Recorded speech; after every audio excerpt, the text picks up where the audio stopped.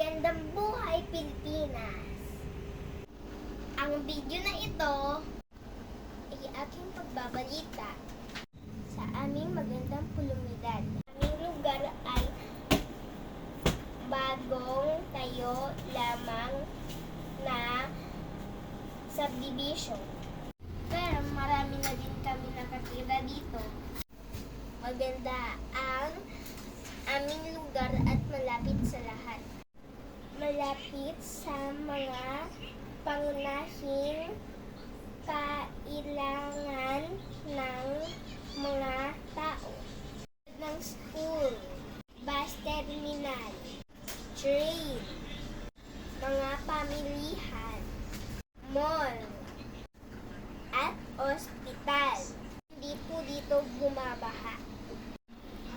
Hindi din po kami nag-iingay dito sa labas.